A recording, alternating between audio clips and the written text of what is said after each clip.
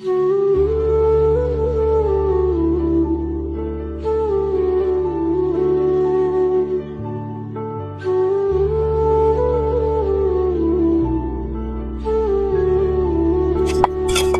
আব্বা আমার স্কুল ছুটি হয়ে গেছে, এই টাইম থেকে আমি এখন তোমার হাতে কাজ করবো।